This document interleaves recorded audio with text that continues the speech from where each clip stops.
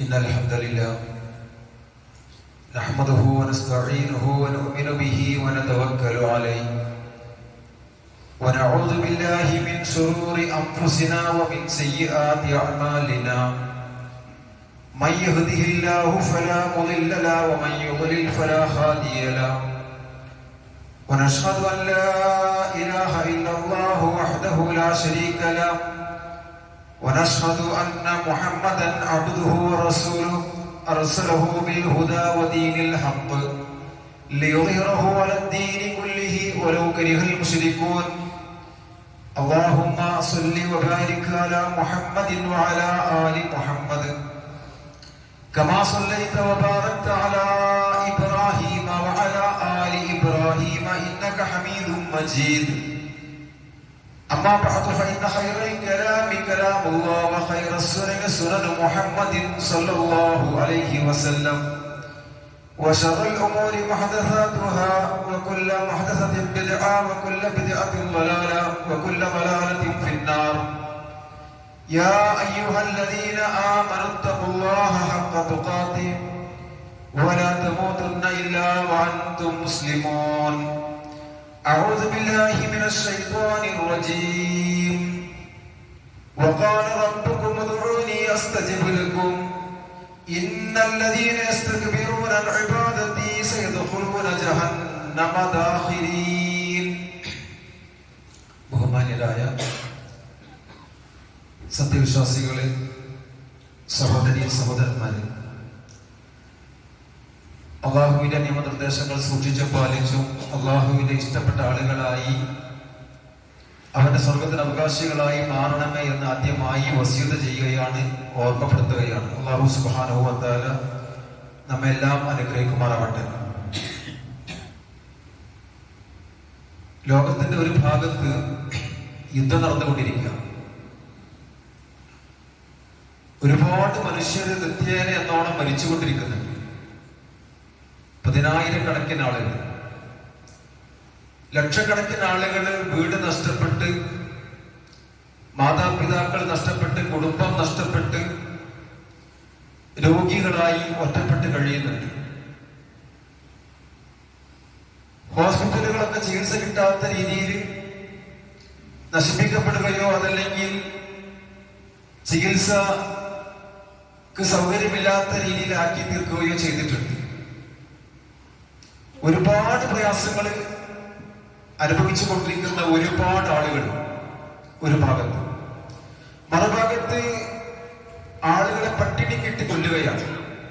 തിന്നാൻ കൊടുക്കാതെ, ഭക്ഷണം കൊടുക്കാതെ, ഭക്ഷണം കൊടുക്കുന്ന ആളുകളെ പോലും വെടിവെച്ച് കൊന്നുകൊണ്ട് ആളുകളെ പട്ടിണി കിട്ടി അതിദയനീയമായി കൊന്നുകളയുന്ന ഒരു കാഴ്ച. ഈ സന്ദർഭത്തിലാണ് വളരെ സന്തോഷത്തോടെ, സമാധാനത്തോടെ, കുടുംബത്തോടൊപ്പം അന്തിയുറങ്ങി പ്രഭാതത്തിൽ എഴുന്നേറ്റ് ഭക്ഷണം കഴിച്ച് സന്തോഷമായി നമ്മൾ ഓരോരുത്തരും ജീവിക്കുന്നത്. തീർച്ചയായും അള്ളാഹുവിന്റെ വലിയ ഒരു അനുഗ്രഹമാണ്. നമ്മൾ അള്ളാഹുവിനോട് ഏറെ കടപ്പെട്ടവരാണ്. ഏറെ ദിക്റുകളും ശുക്റുകളും നമ്മൾ കാണിക്കേണ്ടതുണ്ട് എന്നുള്ളത് ആദ്യമായി ഓർമ്മപ്പെടുത്തുകയാണ്. അല്ലാഹു സുബ്ഹാനഹു വ തആല ഈ സമാധാനവും സന്തോഷവും ഒക്കെ എന്നെന്നും നമുക്ക് നിലനിർത്തി തരുമാറാവട്ടെ. നമുക്ക് ഈ ദുരിതം അനുഭവിക്കുന്ന, പ്രയാസം അനുഭവിക്കുന്ന, യുദ്ധഭീഷണികൾ നേരിടുന്ന, രാമെന്നോ പകലെന്നോ വ്യത്യാസമില്ലാതെ മിസൈലുകളുടെയും ബോംബുകളുടെയും ഒക്കെ ഭീഷണിക്ക് മുമ്പിൽ കഴിഞ്ഞുകൂടുന്ന ഈ സമൂഹത്തിന് വേണ്ടി, ജനതയ്ക്ക് വേണ്ടി നമുക്ക് ചെയ്യാൻ സാധിക്കുന്നത് ആത്മാർത്ഥമായ പ്രാർത്ഥനയാണ്. നമുക്ക് വേണ്ടി പ്രാർത്ഥിക്കുന്നത് പോലെ ഒരുപക്ഷെ അതിനേക്കാൾ കൂടുതൽ അവരുടെ സമാധാനത്തിനും ക്ഷേമത്തിനും വേണ്ടി നമ്മൾ ഓരോരുത്തരും പ്രാർത്ഥിക്കുക എന്നുള്ളതാണ് നമ്മൾ ചെയ്യേണ്ട വലിയ ഒരു കാര്യം. അതുപോലെ തന്നെ ഈ വർഷത്തെ ഹജ്ജ് കർമ്മം കഴിഞ്ഞുകൊണ്ട് ഒരുപാട് ഹാജിമാർ നാട്ടിലേക്ക് മടങ്ങിക്കൊണ്ടിരിക്കുകയാണ്. അല്ലാഹു സുബ്ഹാനഹു വ തആല സന്തോഷകരമായ രീതിയിൽ കുടുംബങ്ങളിലേക്ക് മടങ്ങിയെത്തുവാൻ എല്ലാ ഹാജിമാർക്കും തൗഫീഖ് നൽകി അനുഗ്രഹിക്കുമാറാവട്ടെ. സഹോദരന്മാരെ, സഹോദരിമാരെ, പ്രാർത്ഥന എന്നത് വലിയൊരു ആയുധമാണ്.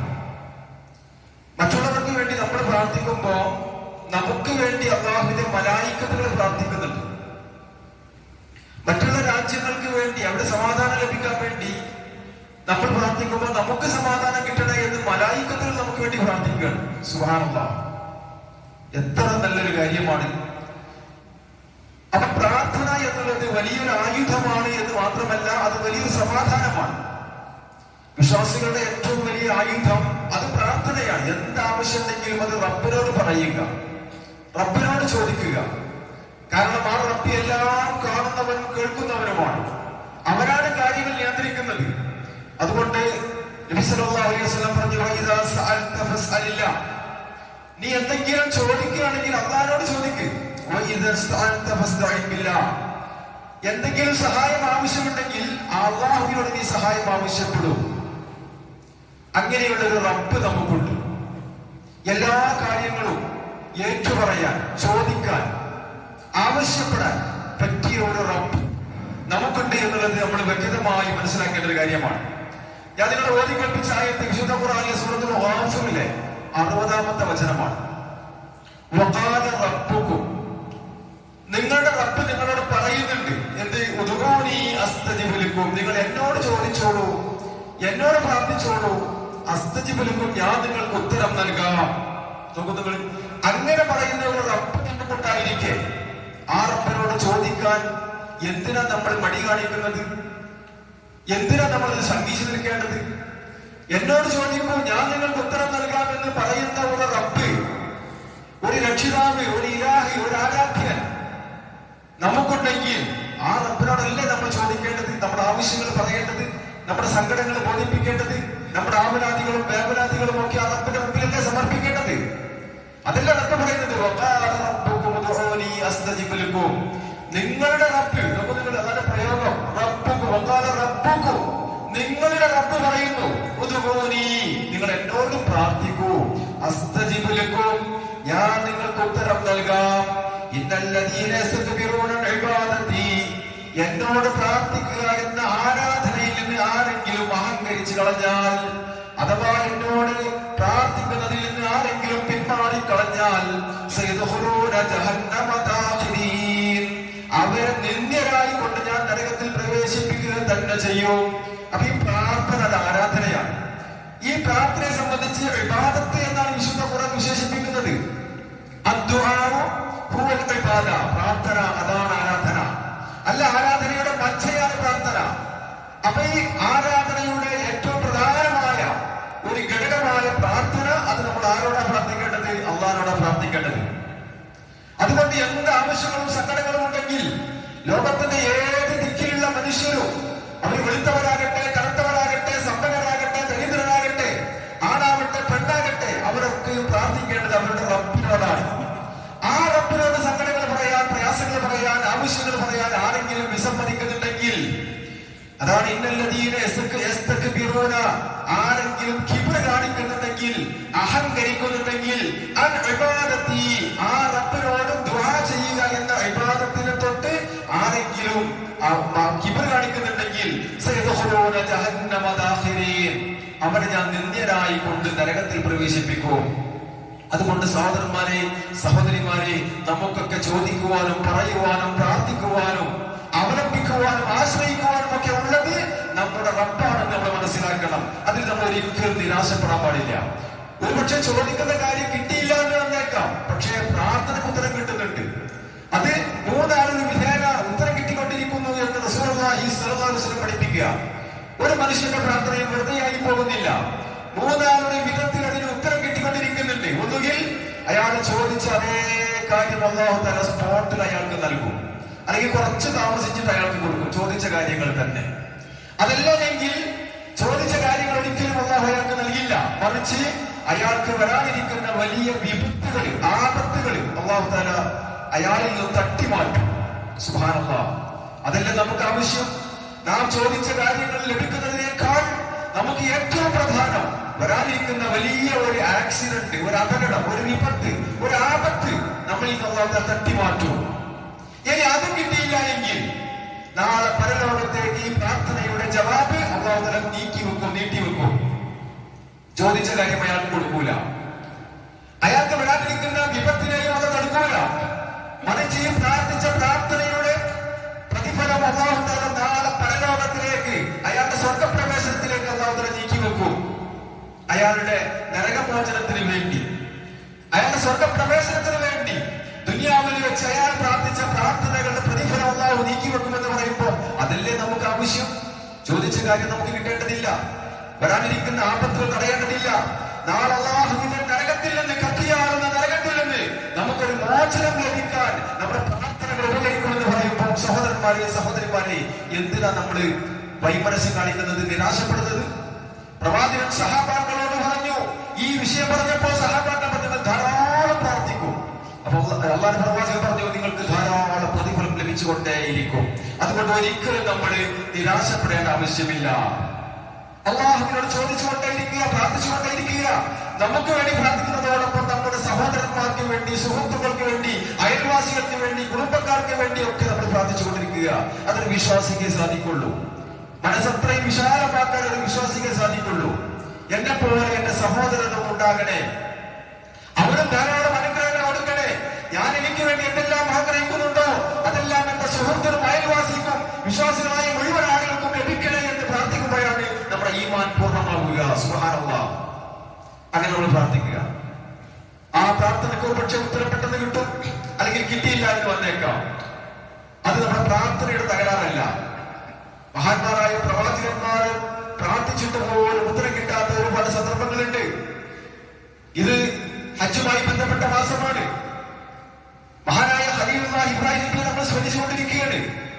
ഇബ്രാഹിം നബിക്ക് ഒരു സന്താനം ഉണ്ടാവുക എന്നത് ഏതൊരു മനുഷ്യനും ആഗ്രഹിക്കുന്ന കാര്യമാണ്. ഇബ്രാഹിം നബിയും ആഗ്രഹിച്ചു. പ്രത്യേകിച്ച് തൗഹീദി പ്രബോധന രംഗത്ത് അദ്ദേഹത്തിന് താങ്ങും തണലുമായി നിൽക്കാൻ, അദ്ദേഹത്തിനെ സഹായിക്കുവാനും സന്തോഷിപ്പിക്കുവാനും സമാധാനിപ്പിക്കുവാനും ഒക്കെ ഒരു മകൻ ഉണ്ടാവുക എന്നത് വലിയൊരു ആവശ്യമായി പ്രവാചകൻ കണ്ടു.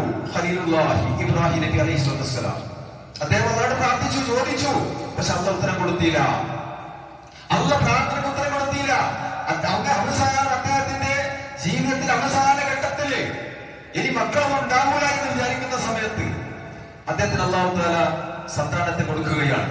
അദ്ദേഹം പ്രാർത്ഥിച്ച പ്രാർത്ഥന വിശുദ്ധ ഖുർആൻ പഠിപ്പിക്കുന്നു, റബ്ബി ഹബ്ലി മിനസ് സാലിഹീൻ. അല്ലാഹുവേ, ഒരു സാലിഹായ സന്താനത്തെ എനിക്ക് നീ നൽകണേ. നിരന്തരമായി പ്രാർത്ഥിച്ചു. മാസങ്ങളും വർഷങ്ങളും എടുത്ത് പ്രാർത്ഥിച്ചു. ഒരു പുരുഷായുസ് മുഴുവൻ പ്രാർത്ഥിച്ചു. പക്ഷെ അല്ലാഹു തആല അവസാന ഉത്തരം കൊടുത്തത് അതിന്റെ കാരണം, അത് പ്രവാചകനായിട്ട് പോലും ചോദിക്കുന്ന കാര്യം അപ്പുറം കിട്ടുമെന്ന് വിചാരിക്കേണ്ട. നമുക്കൊരു ധാരണയുണ്ട്, തങ്ങന്മാര് പ്രാർത്ഥിച്ചാല്, മുസ്ലിയാക്കന്മാര് പ്രാർത്ഥിച്ചാല് ഒക്കെ ഉത്തരം പെട്ടെന്ന് കിട്ടുമെന്നൊരു ധാരണയുണ്ട്. അള്ളാഹ്ക്ക് അറിയാം എപ്പോഴാണ് ഉത്തരം കൊടുക്കേണ്ടത്, ആർക്കാ ഉത്തരം കൊടുക്കേണ്ടത്, എങ്ങനെ ഉത്തരം കൊടുക്കേണ്ടത്, അത് അള്ളാഹു തീരുമാനിക്കും. അത് പ്രവാചകനാണെങ്കിൽ പോലും ചോദിച്ച കാര്യം പെട്ടെന്ന് കിട്ടിക്കൊള്ളണമെന്നില്ല. ഈ ഒരു ഇബ്രാഹിം നബിയുടെ പ്രാർത്ഥനയിൽ നമുക്ക് മനസ്സിലാക്കാനുള്ള ഗുണപാഠം അതാണ്. ഒരിക്കലും പ്രാർത്ഥിച്ചാൽ പെട്ടെന്ന് ഉത്തരം പ്രവാചകന്മാർക്ക് പോലും കിട്ടിയിട്ടില്ല. പക്ഷെ അത് വിചാരിച്ച് ഒരിക്കലും നിരാശപ്പെട്ടു പോകരുത്. പ്രതീക്ഷകൾ അർപ്പിച്ചുകൊണ്ട് ഇബ്രാഹിം നബി നിരന്തരമായി പ്രാർത്ഥിച്ചു. അപ്പൊ അവസാന കാലത്ത് അള്ളാഹു പ്രാർത്ഥന ഉത്തരം കൊടുത്തു. ഇന്ന് ആ അല്ലാഹുവിനോട് പ്രാർത്ഥിച്ച ആളുകൾ നിരാശപ്പെട്ടുകൊണ്ട് അള്ളാഹു അല്ലാത്ത ആളുകളിലേക്ക് പ്രാർത്ഥനകൾ തിരിച്ചുവിടുകയാണ്. ചാരങ്ങളിലേക്കും ദർഗകളിലേക്കും മഖാമുകളിലേക്കും ഒക്കെ പ്രാർത്ഥനകൾ തിരിച്ചുവിടുകയാണ്. എത്രയോ ഉറൂസുകള് ചാരകൾ കേന്ദ്രീകരിച്ച് നടക്കുകയാണ്. കോടിക്കണക്കിന് രൂപകൾ അവിടേക്ക് ആളുകൾ സംഭാവന അർപ്പിക്കുകയാണ്, നേർച്ചപ്പെട്ടിയിടുകയാണ്. എന്തിനു വേണ്ടി? ആഗ്രഹ സഫലീകരണത്തിന് വേണ്ടി, ആഗ്രഹ പൂർത്തീകരണത്തിന് വേണ്ടി, സന്താന സൗഭാഗ്യത്തിന് വേണ്ടി. മഹാനായ ഖലീലുല്ലാഹി ഇബ്രാഹിം നബി അല്ലാഹുവോട് പ്രാർത്ഥിച്ചുവെങ്കിൽ ഇന്ന് ആളുകളെ ചാരങ്ങളും മഖാമുകളും കയറിയിറങ്ങി അവിടെ അന്തിയുറങ്ങിക്കൊണ്ട് സന്താന സൗഭാഗ്യത്തിന് വേണ്ടി അവർ കരഞ്ഞി പ്രാർത്ഥിച്ചുകൊണ്ടിരിക്കുക. നേർച്ചപ്പെട്ടിയിൽ പൈസ ഇട്ടുകൊണ്ടിരിക്കുക, അല്ലെ? ബദരീകൾ നേർച്ചപ്പെട്ടി, ഉഹുദീകൾ നേർച്ചപ്പെട്ടി, ഓമാനൂർ നേർച്ചപ്പെട്ടി, ഇപ്പൊ മുമ്പ് നേർച്ചകൾ ആരംഭിച്ചുകൊണ്ടിരിക്കുക. ആളുകൾ ആ 10,000-കണക്കിന് ആളുകൾ അതിലേക്ക് ഒഴുകിക്കൊണ്ടിരിക്കുക. എന്നിട്ട് അവിടെ സംഭാവനകൾ അർപ്പിക്കുന്നു. ആ നേർച്ച അവിടെ ഖബറുകളിൽ പോയിട്ട് അവരോട് പ്രാർത്ഥിക്കുന്നു, ആവശ്യങ്ങൾ പറയുന്നു, സങ്കടങ്ങൾ പറയുന്നു, വിഷമങ്ങൾ പറയുന്നു. ഒരുപാട് ആവശ്യങ്ങളുണ്ട്. ഒരു വീട് പണി വൃത്തിയാക്കണം, മകളെ കെട്ടിക്കണം, മകന് ജോലി വേണം, സുഖപ്രസവം നടക്കണം, ഭൗതികമായുള്ള എല്ലാ കാര്യങ്ങൾക്കും വേണ്ടിയും ചാരങ്ങളിലും ദർഗങ്ങളിലും കയറിയിറങ്ങുന്ന ഒരുപാട് മുസ്ലിം നാമധാരികള്. നഊദുബില്ലാഹ്. സഹോദരന്മാരെ, സഹോദരിമാരെ, ഇത്തരം ഒരു സമ്പ്രദായം ഇസ്ലാമിലില്ല എന്ന് നമ്മൾ മനസ്സിലാക്കുന്നത്. ബദരീകളുടെ പേരിൽ നേർച്ചപ്പെട്ടി ഉണ്ടാക്കുന്ന ആളുകൾ മനസ്സിലാക്കണം. ബദർ ശുഹദാക്കൾ അന്തിയുറങ്ങുന്ന ബദരീങ്ങൾ അന്തിയുറങ്ങുന്ന ഖബർസ്ഥാൻ ഒരു നേർച്ചപ്പെട്ടി പോലും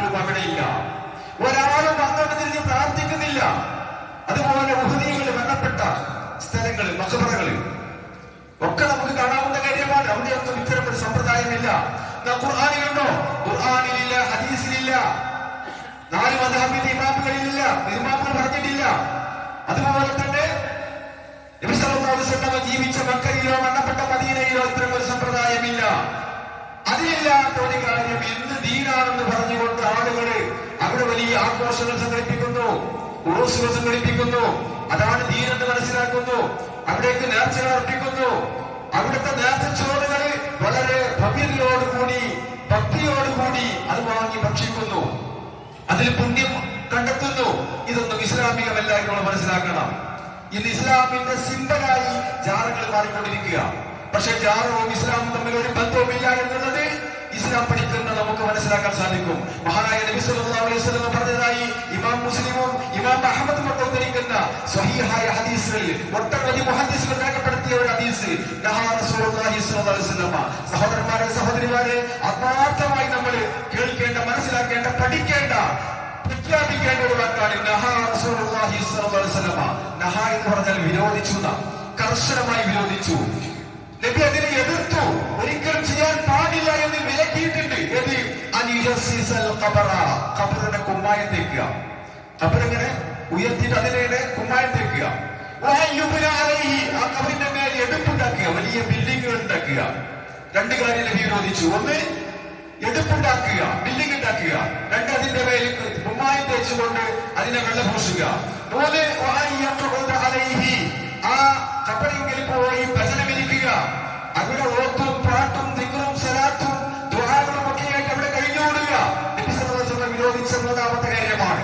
4ാമത്തെ കാര്യം ആ ഖബറിങ്കിൽ എഴുതി വെക്കുക, പേരൊക്കെ എഴുതി വെക്കുക. അത് നബി വിരോധിച്ച കാര്യമാണ്. ഒരൊറ്റ ഹദീസിൽ 4 കാര്യമാണ് പ്രവാചകൻ വിരോധിക്കുന്നത്.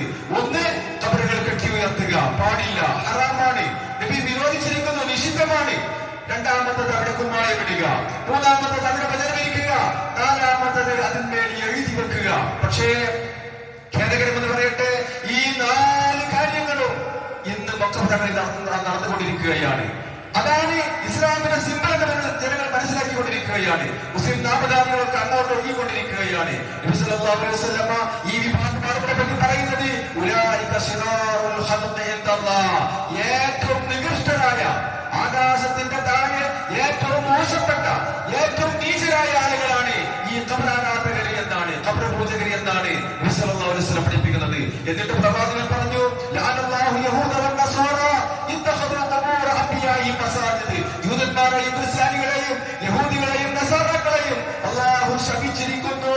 കാരണം ഇത്തഖദു ഖബൂറ അംബിയാഇ മസാജിദ, അവരുടെ പ്രവാചകന്മാരുടെ ഖബറുകളെ അവർ ആരാധനാ കേന്ദ്രങ്ങളാക്കി. അക്കാരണത്താൽ ജൂതന്മാരെയും ക്രിസ്ത്യാനികളെയും അല്ലാഹു ശപിച്ചിരിക്കുന്നു. ആ ശപിച്ച അതേ കാര്യങ്ങള് ഇന്ന് പ്രവാചകൻ അനുയായികൾ എന്ന് പറയുന്ന ആളുകള് ചെയ്തുകൊണ്ടിരിക്കുകയാണ്. എങ്ങനെ സഹോദരന്മാരെ ഇത് ന്യായീകരിക്കാൻ സാധിക്കും? അള്ളാഹുവിന്റെ ശാപം പിടിച്ചു പറ്റുന്ന പ്രവർത്തനമാണ് ജാതം കെട്ടിപ്പടിക്കലും, അവിടെ വചനമിരിക്കലും, അവിടെ എഴുതി വെക്കലും, അവിടെ കുമ്മായമിട്ട് ആഘോഷവും ഉറൂസവും ഒക്കെ ആക്കി മാറ്റല് അള്ളാഹുവിന്റെ പ്രവാചകൻ വിരോധിച്ച കാര്യമാണ്. അള്ളാഹുവിന്റെ ശാപം കിട്ടുന്ന പ്രവർത്തനമാണ് നമ്മൾ മനസ്സിലാക്കുക. അതുകൊണ്ട് തന്നെ അള്ളാഹു പ്രവാചകൻ 2 കൈകൾ ഉയർത്തിക്കൊണ്ട് അള്ളാഹിനോട് പ്രാർത്ഥിച്ചു, അള്ളാഹുവെ, ആരാധിക്കപ്പെടുന്ന ഒരു വിഗ്രഹമാക്കി എന്റെ ഖബറിനെ നീ മാറ്റരുതേ അല്ലാഹ്. ഉറൂസ് നടക്കുന്ന, ആഘോഷം നടക്കുന്ന ഒരു കേന്ദ്രമാക്കി എന്റെ ഖബറിനെ നീ മാറ്റരുതേ അല്ലാഹ്. അള്ളാഹുവിന്റെ പ്രവാചകൻ പ്രാർത്ഥിച്ച പ്രാർത്ഥനയാണ്. മാത്രമല്ല, സ്വന്തം മരുമകൻ അലി റളിയല്ലാഹു അൻഹുവിനെ വിളിച്ചുകൊണ്ട് അള്ളാഹുവിന്റെ പ്രവാചകൻ പറഞ്ഞു, യാ അലി, ഓ അലി, അല്ലാ തദഇൻ ഇല്ലാ തമസ്തഹു വലാ ഖബ്റൻ മുശ്രിഫൻ ഇല്ലാ സവൈതഹു. ഉയർന്നു നിൽക്കുന്ന എല്ലാ വിഗ്രഹങ്ങളെയും നീ തച്ചുടക്കണം. അതുപോലെ തന്നെ വലാ ഖബ്റൻ മുശ്രിഫൻ ഇല്ലാ സവൈതഹു, കെട്ടിയുയർത്തിരിക്കുന്ന എല്ലാ ഖബറുകളും ജാറകളും നീ തട്ടി നിരപ്പാക്കണമെന്ന് നബി സല്ലല്ലാഹു അലൈഹി വസല്ലം സ്വന്തം മരുമകൻ അലി റളിയല്ലാഹു അൻഹുവിനെ വിളിച്ചുകൊണ്ട് നൽകിയ ഉപദേശമാണ്. സഹോദരന്മാരെ, സുഹൃത്തുക്കളെ, ഇന്ന് മുസ്ലിം നാമധാരികള് ഇസ്ലാമിന്റെ പേരിൽ ഇതേ ആചാരങ്ങള്, ഇതേ കാര്യങ്ങള് നടത്തിക്കൊണ്ടിരിക്കുമ്പോൾ ശൈത്താൻ എത്രമാത്രം വിജയിച്ചു, പിശാച് എത്രമാത്രം മുസ്ലിമീങ്ങളിൽ സ്വാധീനം ചെലുത്തിക്കൊണ്ട് വഴികളിലാക്കിയിരിക്കുന്നു എന്നുള്ളത് വളരെ വ്യക്തമായി നമ്മൾ മനസ്സിലാക്കേണ്ട, ഓർക്കേണ്ട കാര്യമാണ്.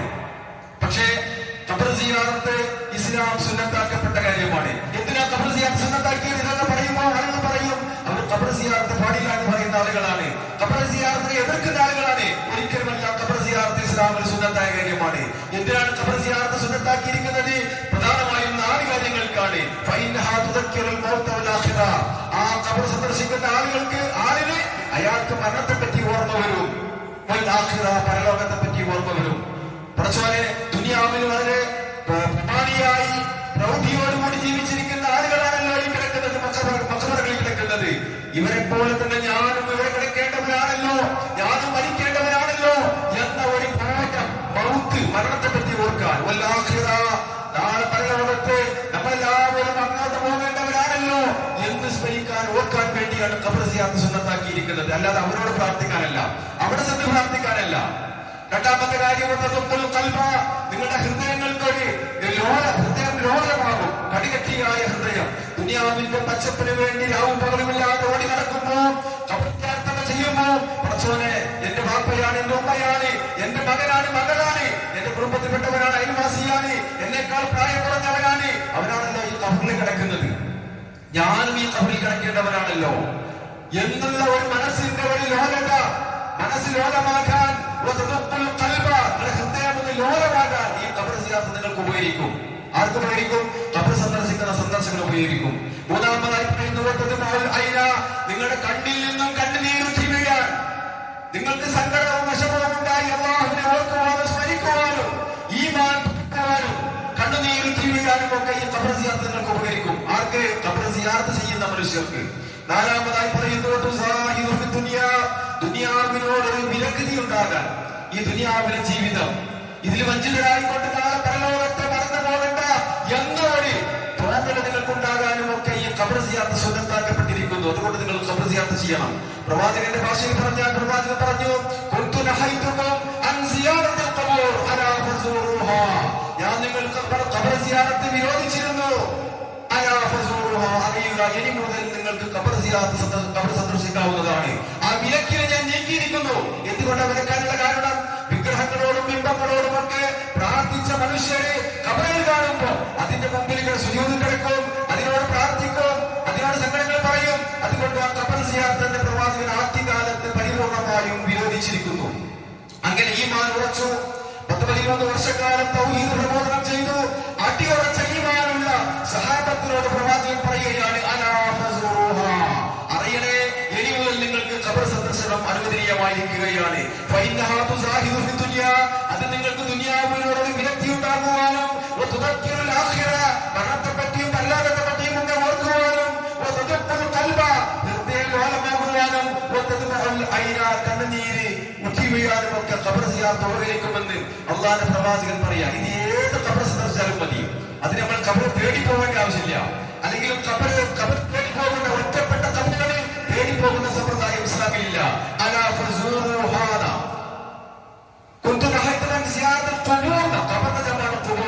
ഖബറുകളിൽ സന്ദർശിക്കുക. ആ ഖബറുകൾ സന്ദർശിക്കുമ്പോൾ സന്ദർശിക്കുന്ന സന്ദർശകന്റെ മനസ്സിൽ എന്തുണ്ടാകും? പരലോകത്തെ പറ്റി ഒരു ബോധം ഉണ്ടാകും, മരണത്തെ പറ്റി ഒരു ബോധം ഉണ്ടാകും, ദുനിയാവിനോട് ഒരു വിരക്തി ഉണ്ടാകും, കണ്ണുനീര് വിറ്റി വീഴും, ഹൃദയം ലോലമാകും. അതിനെ സന്ദർശിക്കുന്ന വ്യക്തി കിട്ടുന്ന കാര്യമാണ്. അതിന് ഏത് ഖബർ സന്ദർശിച്ചാലും മതി. അതാണ് ഖബർ സന്ദർശനം ഇസ്ലാമിനുള്ളത് മനസ്സിലാക്കണം. അതല്ലാതെ ഏതെങ്കിലും ഖബറുകൾ തെരഞ്ഞു പോകുന്ന ഒരു സമ്പ്രദായം അതൊരിക്കലും ഇസ്ലാമിൽ. ഇന്ന് ഇസ്ലാമിൽ ഖബർ ടൂറാ, സിയാറത്ത് ടൂർ ഒക്കെ ടൂറായി മാറിയിരിക്കുക, അല്ലെ? ഹജ്ജും ഉംറയും ഒക്കെ ആളുകൾ ഇപ്പം പണ്ട് കാലത്തൊക്കെ മൈസൂരിലേക്ക് ഊട്ടിയേക്കുമാണ് ടൂർ പോകുന്നത്. ഇന്ന് മക്കത്തേക്കും മദീനയിലേക്കുമാണ് പോകുന്നത്. സഹോദരന്മാരെ, ഇബാദത്തുകളിലൊക്കെ മായം കടന്നിരിക്കുക. പക്ഷെ നിഷ്കളങ്കമായി നമ്മുടെ പാപം അല്ലാഹു പുറത്തു തരണേ എന്ന ആഗ്രഹത്തോടു കൂടി നാം ചെയ്യുന്ന ഇബാദത്തുകൾ മാത്രമേ അല്ലാഹു സ്വീകരിക്കുമെന്ന് മനസ്സിലാക്കുക. ഖബർ സിയാറത്ത് ചെയ്യാന് ലക്ഷദ്വീപത്തിന്റെ ആവശ്യമില്ല. അതിന് ഉയർന്ന ഭക്ഷണം, വേതനം, സൗകര്യങ്ങൾ, താമസം ഇതൊക്കെ നോട്ടീസ് അടിച്ചിറക്കുക. എന്തിന്? ഖബർ സിയാറത്തിന്. എന്നിട്ടോ മോടി പിടിപ്പിച്ച ഖബറാക്കാറില്ല, ദീപാലങ്കാരങ്ങൾ കൊണ്ട്, ലൈറ്റുകൾ കൊണ്ട് മോടി പിടിപ്പിച്ചിരിക്കുന്ന ആ ഖബറുകൾ കണ്ടാൽ, ചാരങ്ങൾ കണ്ടാൽ ആർക്കാ മരണത്തെ പറ്റി ഓർമ്മ വരിക? ആർക്കാ പരലോകത്തെ പറ്റി ഓർമ്മ വരിക? സുഗന്ധം വമിക്കുന്ന ഇത്തരത്തിലുള്ള ജാറങ്ങൾ തേടി പോകുന്ന സമ്പ്രദായം ഇസ്ലാമികമല്ല. ഏത് ഖബർ സന്ദർശിക്കുന്ന ആർക്ക് പരലോകത്തെ പറ്റി ഓർമ്മ വരും, മരണത്തെ പറ്റി ഓർമ്മ വരും, ദുനിയാവിൽ വിരക്തി ഉണ്ടാകും, കണ്ണുനീര് പൊഴിയും, ഹൃദയം ലോലമാകും. അത് ഏത് ഖബർ സന്ദർശിച്ചാലും മതി. പക്ഷെ നമ്മുടെ മാതാപിതാക്കളുടെ ഖബറുകൾ സന്ദർശിക്കുമ്പോൾ, അവർക്ക് വേണ്ടി പ്രാർത്ഥിക്കുമ്പോൾ ഒക്കെ നമുക്ക് കൂടുതൽ പകുതി ഉണ്ടാകും. പക്ഷെ അവർക്ക് വേണ്ടി പ്രാർത്ഥിക്കാതെ എവിടെ വെച്ച് പ്രാർത്ഥിച്ചാലും അള്ളാഹു സ്വീകരിക്കും. പക്ഷെ ഖബറിൽ ചെന്ന് പ്രാർത്ഥിക്കുമ്പോൾ ആ പ്രാർത്ഥനയ്ക്ക് ഒന്നുകൂടെ ഇഖ്ലാസ് ഉണ്ടാകും, ഒന്നുകൂടെ ആത്മാർത്ഥത ഉണ്ടാകും എന്ന് പ്രത്യേകം മനസ്സിലാക്കുക. അതുകൊണ്ട് തന്നെ ഖബറിൽ പോയി ഖബറാളികളോട് ഒരിക്കലും പ്രാർത്ഥിക്കുന്നത് ഇസ്ലാമികമല്ല എന്നും അത് പച്ചയായ ശിർക്കാണെന്നും അത് ചെയ്തു കഴിഞ്ഞാൽ പ്രാർത്ഥന എന്ന വലിയ ഇബാദത്ത് അല്ലാഹുവല്ലാത്ത ആളുകൾക്ക് അർപ്പിക്കലായി മാറുമെന്നും നമ്മൾ മനസ്സിലാക്കണം. അതീവ ഗൗരവത്തോടെ മനസ്സിലാക്കണം. നമ്മുടെ ആഗ്രഹങ്ങൾ പറയേണ്ടത് റബ്ബിനോടാണ്, ആവശ്യങ്ങൾ പറയേണ്ടത് റബ്ബിനോടാണ്. അതല്ലാതെ ജാലകളിൽ പോയിക്കൊണ്ട് അവിടെ നേർച്ചപ്പെട്ടിയിൽ പൈസ ഇട്ട് നമ്മുടെ ഭൗതികമായ ആവശ്യങ്ങളൊക്കെ അവിടെ പറഞ്ഞു കഴിഞ്ഞാൽ അത് അല്ലാഹുവിൽ പങ്കു ചേർക്കലാണ് എന്നുള്ള അതീവ ഗൗരവമായ കാര്യങ്ങൾ മനസ്സിലാക്കുക. നബി സല്ലല്ലാഹു അലൈഹി വസല്ലം പറഞ്ഞു, 3 പള്ളികളിലേക്കല്ലാതെ നിങ്ങൾ പുണ്യം ആഗ്രഹിച്ചുകൊണ്ട് യാത്ര പോകരുത്. ലോകത്ത് 3 പള്ളിയാണ് നമുക്ക് അനുവദിക്കപ്പെട്ടത് പുണ്യം ആഗ്രഹിച്ചുകൊണ്ട് യാത്ര പോകാൻ. ലാ തസ്തുർ റിഹാൽ ഇല്ലാ ഇലാ സലാസതി മസാജിദ. 3 പള്ളിയിലേക്കല്ലാതെ നിങ്ങൾ പുണ്യം ആഗ്രഹിച്ചുകൊണ്ട് യാത്ര പോകാൻ പാടില്ല. അതിൽപ്പെട്ട ഒരു പള്ളി അൽ മസ്ജിദുൽ ഹറാം, മക്കയിലുള്ള മസ്ജിദുൽ ഹറാമാണ്. രണ്ടാമത്തെ പള്ളി മസ്ജിദി ഹാദാ, പ്രവാചകന്റെ മദീനത്തെ പള്ളിയാണ്. മൂന്നാമത്തെ പള്ളി ഒരു മസ്ജിദുൽ അഖ്സ, അത് മസ്ജിദുൽ അഖ്സയാണ്. മദീന പള്ളി മസ്ജിദുൽ അഖ്സയിൽ നമസ്കരിച്ചാൽ 500-ൽ പരം കൂലിയാണ്. നമ്മുടെ ജമാഅത്ത് പള്ളിയിൽ നിന്നല്ല, ലോകത്തിന്റെ ഏത് പള്ളിയിൽ നിന്ന് നമസ്കരിക്കുന്നതിനേക്കാൾ 500-ൽ പരം പ്രതിഫലം കിട്ടും മസ്ജിദുൽ അഖ്സ പള്ളിയിൽ പോയി നമസ്കരിച്ചാൽ. അതേപോലെ മദീനയിലെ മസ്ജിദുൽ നബവിയിൽ പോയി നമസ്കരിച്ചാൽ 1000-ൽ പരം പ്രതിഫലം കിട്ടും. എന്നാൽ മക്കയിലുള്ള മസ്ജിദുൽ ഹറാമിൽ നമസ്കരിച്ചാൽ മറ്റു പള്ളികളിൽ നമസ്കരിക്കുന്നതിനേക്കാൾ 1,00,000 ഇരട്ടി പ്രതിഫലം കിട്ടും. സുബ്ഹാനല്ലാഹ്. ഈ 3 പള്ളികളിലേക്കല്ലാതെ പുണ്യം ആഗ്രഹിച്ചുകൊണ്ട് നിങ്ങൾ യാത്ര പോകാൻ പാടില്ല എന്ന് റസൂലുള്ളാഹി സ്വല്ലല്ലാഹു അലൈഹി വസല്ലം പറയുമ്പോൾ സഹോദരന്മാരെ എത്രയോ മുസ്ലിം നാമധാരികളെ പുണ്യം ആഗ്രഹിച്ചുകൊണ്ട് ഒരുപാട് പള്ളികളും മഖബറകളും ജാറകളും തെരഞ്ഞെടുക്കുകയാണ്. അവിടെ പോയി ഭജന വിരിക്കുകയാണ്, അവിടെ ഖുർആൻ പാരായണം ചെയ്യുകയാണ്, എന്നിട്ട് ആ ഖബറാളികളോട് പ്രാർത്ഥിക്കുകയാണ്, എന്നിട്ട് അവിടെയുള്ള നേർച്ച ചോറുകളൊക്കെ ഭക്തിപൂർവ്വം വളരെ പുണ്യം ആഗ്രഹിച്ചുകൊണ്ട് അത് ഭക്ഷിക്കുകയാണ്, അതിനുവേണ്ടി വരി നിൽക്കുകയാണ്, ക്യൂ നിൽക്കുകയാണ്. ഇതല്ലാതെ പിന്നെ ഏതാണ് ശിർക്ക്? ഇതല്ലാതെ പിന്നെ ഏതാണ് ബിദ്അത്ത്? അതുകൊണ്ട് അതീവ ഗൗരവമാണ്. വളരെ ഗൗരവത്തോടുകൂടി ഞാൻ പറയട്ടെ, പ്രാർത്ഥനകൾ അല്ലാഹുവിന് മാത്രമേ പാടുള്ളൂ. നമസ്കാരം ഇബാദത്താണ്, അല്ലാഹുവേ പാടുള്ളൂ. നോമ്പ് ഇബാദത്താണ്, അല്ലാഹുവേ പാടുള്ളൂ. ഹജ്ജ് ഇബാദത്താണ്, അല്ലാഹുവേ പാടുള്ളൂ. അതുപോലെ ഇബാദത്തിന്റെ ഏറ്റവും ഉയർന്ന ശ്രേണിയുള്ളതാണ് പ്രാർത്ഥന. അദ്ദുആഉ ഹുവൽ ഇബാദ, അദ്ദുആഉ മുഖൽ ഇബാദ. ആ പ്രാർത്ഥന അല്ലാഹുവിന്റെ ആളുകളിലേക്ക് അർപ്പിച്ചു കഴിഞ്ഞാൽ അതാണ് പച്ചയായ ശിർക്ക് എന്ന് മനസ്സിലാക്കുക. നമ്മുടെ ആവശ്യങ്ങൾ ആഗ്രഹങ്ങളൊക്കെ അല്ലാഹുവോട് പ്രാർത്ഥിക്കുക. അതല്ലേ സൂറത്തുൽ ഗാഫിറിൽ അല്ലാഹു തആല എടുത്തു പറയുന്നത്, ഖാല റബ്ബുക്കും, നിങ്ങളുടെ റബ്ബ് നിങ്ങളോട് പറഞ്ഞിരിക്കുന്നു, ഉദ്ഉനി അസ്തജിബ് ലക്കും, നിങ്ങൾ എന്നോട് ചോദിച്ചോളൂ, എന്നോട് പ്രാർത്ഥിച്ചോളൂ, ഞാൻ നിങ്ങൾക്ക് ഉത്തരം നൽകാം. ഇന്നല്ലദീന യസ്തക്ബിറൂന അൻ ഇബാദതി സയദ്ഖുലൂന ജഹന്നമ ദാഖിരീൻ.